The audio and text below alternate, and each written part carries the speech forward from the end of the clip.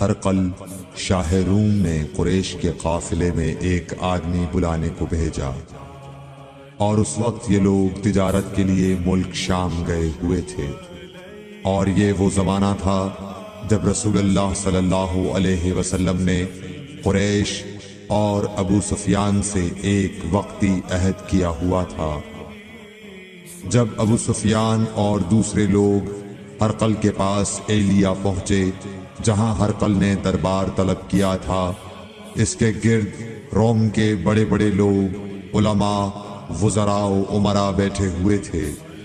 ہرقل نے ان کو اور اپنے ترجمان کو بلوایا، پھر ان سے پوچھا کہ تم میں سے کون شخص مدعی رسالت کا زیادہ قریبی عزیز ہے؟ ابو سفیان کہتے ہیں کہ میں بول اٹھا کہ میں اس کا سب سے زیادہ قریبی رشتہ دار ہوں۔ یہ سن کر ہرقل نے حکم دیا کہ اس ابو سفیان کو میرے قریب لا کر بٹھاؤ اور اس کے ساتھیوں کو اس کی پیٹھ کے پیچھے بٹھا دو۔ پھر اپنے ترجمان سے کہا کہ ان لوگوں سے کہہ دو کہ میں ابو سفیان سے اس شخص یعنی محمد صلی اللہ علیہ وسلم کے حالات پوچھتا ہوں، اگر یہ مجھ سے کسی بات میں جھوٹ بول دے تو تم اس کا جھوٹ ظاہر کر دینا۔ ابو سفیان کا قول ہے کہ خدا کی قسم، اگر مجھے یہ غیرت نہ آتی کہ یہ لوگ مجھ کو جھٹلائیں گے تو میں آپ صلی اللہ علیہ وسلم کی نسبت ضرور غلط گوئی سے کام لیتا۔ خیر، پہلی بات جو ہرقل نے مجھ سے پوچھی وہ یہ کہ اس شخص کا خاندان تم لوگوں میں کیسا ہے؟ میں نے کہا وہ تو بڑے اونچے عالی نسب والے ہیں۔ کہنے لگا اس سے پہلے بھی کسی نے تم لوگوں میں ایسی بات کہی تھی؟ میں نے کہا نہیں۔ کہنے لگا اچھا اس کے بڑوں میں کوئی بادشاہ ہوا ہے؟ میں نے کہا نہیں۔ پھر اس نے کہا بڑے لوگوں نے اس کی پیروی اختیار کی ہے یا کمزوروں نے؟ میں نے کہا نہیں، کمزوروں نے۔ پھر کہنے لگا اس کے تابعدار روز بڑھتے جاتے ہیں یا کوئی ساتھی پھر بھی جاتا ہے؟ میں نے کہا نہیں۔ کہنے لگا کیا اپنے اس دعوی نبوت سے پہلے کبھی کسی بھی موقع پر اس نے جھوٹ بولا ہے؟ میں نے کہا نہیں، اور اب ہماری اس سے صلح کی ایک مقررہ مدت ٹھہری ہوئی ہے، معلوم نہیں وہ اس میں کیا کرنے والا ہے۔ ابو سفیان کہتے ہیں میں اس بات کے سوا اور کوئی جھوٹ اس گفتگو میں شامل نہ کر سکا۔ ہرقل نے کہا کیا تمہاری اس سے کبھی لڑائی بھی ہوئی ہے؟ ہم نے کہا کہ ہاں۔ بولا پھر تمہاری اور اس کی جنگ کا کیا حال ہوتا ہے؟ میں نے کہا لڑائی ڈول کی طرح ہے، کبھی وہ ہم سے میدان جنگ جیت لیتے ہیں اور کبھی ہم ان سے جیت لیتے ہیں۔ ہرقل نے پوچھا وہ تمہیں کس بات کا حکم دیتا ہے؟ میں نے کہا وہ کہتا ہے کہ صرف ایک اللہ ہی کی عبادت کرو، اس کا کسی کو شریک نہ بناؤ، اور اپنے باپ دادا کی شرک کی باتیں چھوڑ دو، اور ہمیں نماز پڑھنے، سچ بولنے، پرہیزگاری اور صلہ رحمی کا حکم دیتا ہے۔ یہ سب سن کر پھر ہرقل نے اپنے ترجمان سے کہا کہ ابو سفیان سے کہہ دے کہ میں نے تم سے اس کا نسب پوچھا تو تم نے کہا کہ وہ ہم سے عالی نسب ہے، اور پیغمبر اپنی قوم میں عالی نسب ہی بھیجے جایا کرتے ہیں۔ میں نے تم سے پوچھا کہ دعوی نبوت کی یہ بات تمہارے اندر اس سے پہلے کسی اور نے بھی کہی تھی؟ تو تم نے جواب دیا کہ نہیں۔ تب میں نے اپنے دل میں کہا کہ اگر یہ بات اس سے پہلے کسی اور نے کہی ہوتی تو میں سمجھتا کہ اس شخص نے بھی اسی بات کی تقلید کی ہے جو پہلے کہی جا چکی ہے۔ میں نے تم سے پوچھا کہ اس کے بڑوں میں کوئی بادشاہ بھی گزرا ہے؟ تو تم نے کہا کہ نہیں۔ تو میں نے دل میں کہا کہ ان کے بزرگوں میں سے کوئی بادشاہ ہوا ہوگا تو کہہ دوں گا کہ وہ شخص اس بہانے اپنے آباء و اجداد کی بادشاہت اور ان کا ملک دوبارہ حاصل کرنا چاہتا ہے۔ اور میں نے تم سے پوچھا کہ اس بات کے کہنے یعنی پیغمبری کا دعویٰ کرنے سے پہلے تم نے کبھی اس کو دروغ گوئی کا الزام لگایا ہے؟ تم نے کہا کہ نہیں۔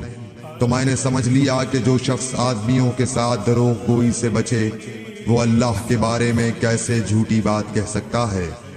اور میں نے تم سے پوچھا کہ بڑے لوگ اس کے پیرو ہوتے ہیں یا کمزور آدمی؟ تم نے کہا کمزوروں نے اس کی اتباع کی ہے۔ تو دراصل یہی لوگ پیغمبروں کے متبعین ہوتے ہیں۔ اور میں نے تم سے پوچھا کہ اس کے ساتھی بڑھ رہے ہیں یا کم ہو رہے ہیں؟ تم نے کہا کہ وہ بڑھ رہے ہیں، اور ایمان کی کیفیت یہی ہوتی ہے حتیٰ کہ وہ کامل ہو جاتا ہے۔ اور میں نے تم سے پوچھا کہ آیا کوئی شخص اس کے دین سے ناخوش ہو کر مرتد بھی ہو جاتا ہے؟ تم نے کہا نہیں۔ تو ایمان کی خاصیت بھی یہی ہے، جن کے دلوں میں اس کی مسرت رچ بس جائے وہ اس سے لوٹا نہیں کرتے۔ اور میں نے تم سے پوچھا کہ آیا وہ کبھی عہد شکنی کرتے ہیں؟ تم نے کہا نہیں۔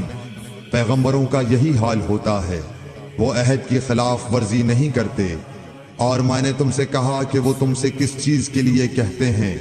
تم نے کہا کہ وہ ہمیں حکم دیتے ہیں کہ اللہ کی عبادت کرو، اس کے ساتھ کسی کو شریک نہ ٹھہراؤ، اور تمہیں بتوں کی پرستش سے روکتے ہیں، سچ بولنے اور پرہیزگاری کا حکم دیتے ہیں۔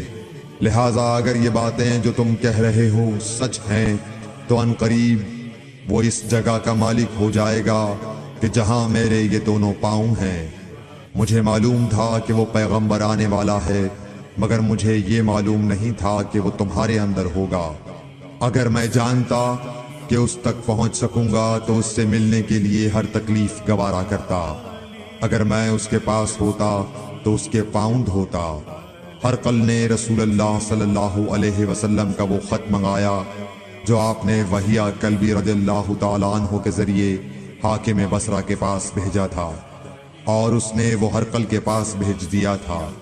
پھر اس کو پڑھا تو اس میں لکھا تھا، اللہ کے نام کے ساتھ جو نہایت مہربان اور رحم والا ہے۔ اللہ کے بندے اور اس کے پیغمبر محمد صلی اللہ علیہ وسلم کی طرف سے یہ خط ہے شاہ روم کے لیے۔ اس شخص پر سلام ہو جو ہدایت کی پیروی کرے۔ اس کے بعد میں آپ کے سامنے دعوت اسلام پیش کرتا ہوں۔ اگر آپ اسلام لے آئیں گے تو دین و دنیا میں سلامتی نصیب ہوگی، اللہ آپ کو دوہرا ثواب دے گا، اور اگر آپ میری دعوت سے روگردانی کریں گے تو آپ کی رعایا کا گناہ بھی آپ ہی پر ہوگا۔ اور اے اہل کتاب، ایک ایسی بات پر آ جاؤ جو ہمارے اور تمہارے درمیان یکساں ہے، وہ یہ کہ ہم اللہ کے سوا کسی کی عبادت نہ کریں اور کسی کو اس کا شریک نہ ٹھہرائیں، اور نہ ہم میں سے کوئی کسی کو خدا کے سوا اپنا رب بنائے۔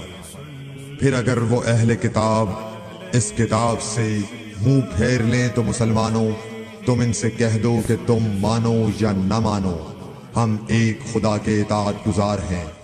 ابو سفیان کہتے ہیں، جب ہرقل نے جو کچھ کہنا تھا کہہ دیا اور خط پڑھ کر فارغ ہوا تو اس کے ارد گرد بہت شور و غوغا ہوا، بہت سی آوازیں اٹھیں اور ہمیں باہر نکال دیا گیا۔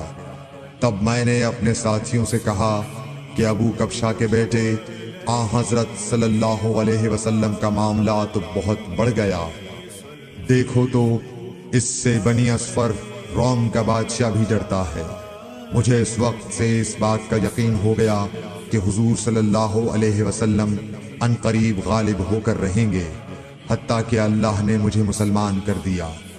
راوی کا بیان ہے کہ ابن ناطور ایلیا کا حاکم ہرقل کا مصاحب اور شام کے نصارہ کا لاٹ پادری بیان کرتا تھا کہ ہرقل جب ایلیا آیا ایک دن صبح کو پریشان اٹھا تو اس کے درباریوں نے دریافت کیا کہ آج ہم آپ کی حالت بدلی ہوئی پاتے ہیں، کیا وجہ ہے؟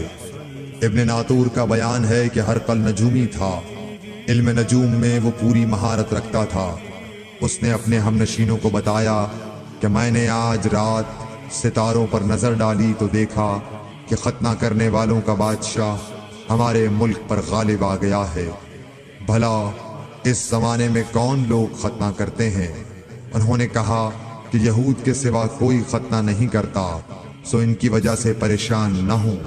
سلطنت کے تمام شہروں میں یہ حکم لکھ بھیجیے کہ وہاں جتنے یہودی ہوں سب قتل کر دیے جائیں۔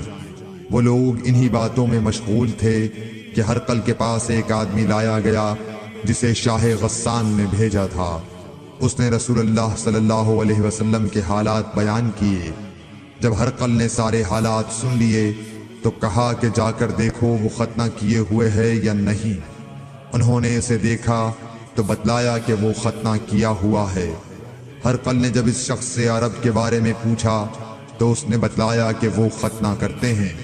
تب ہرقل نے کہا کہ یہی محمد صلی اللہ علیہ وسلم اس امت کے بادشاہ ہیں جو پیدا ہو چکے ہیں۔ پھر اس نے اپنے ایک دوست کو رومیہ خط لکھا اور وہ بھی علم نجوم میں ہرقل کی طرح ماہر تھا۔ پھر وہاں سے ہرقل حمص چلا گیا۔ ابھی حمص سے نکلا نہیں تھا کہ اس کے دوست کا خط اس کے جواب میں آ گیا۔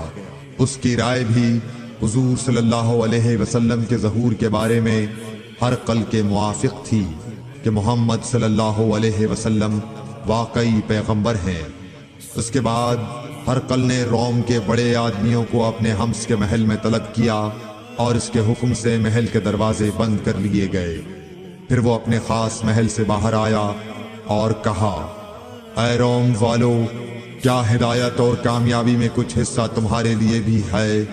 اگر تم اپنی سلطنت کی بقا چاہتے ہو تو پھر اس نبی صلی اللہ علیہ وسلم کی بیعت کر لو اور مسلمان ہو جاؤ۔ یہ سننا تھا کہ پھر لوگ وحشی گدھوں کی طرح دروازوں کی طرف دوڑے مگر انہیں بند پایا۔ آخر جب ہرقل نے اس بات سے ان کی یہ نفرت دیکھی اور ان کے ایمان لانے سے مایوس ہو گیا تو کہنے لگا کہ ان لوگوں کو میرے پاس لاؤ۔ جب وہ دوبارہ آئے تو اس نے کہا، میں نے جو بات کہی تھی اس سے تمہاری دینی پختگی کی آزمائش مقصود تھی، سو وہ میں نے دیکھ لی۔ تب یہ بات سن کر وہ سب کے سب اس کے سامنے سجدے میں گر پڑے اور اس سے خوش ہو گئے۔ بالآخر ہرقل کی آخری حالت یہی رہی۔ صحیح بخاری حدیث نمبر 7۔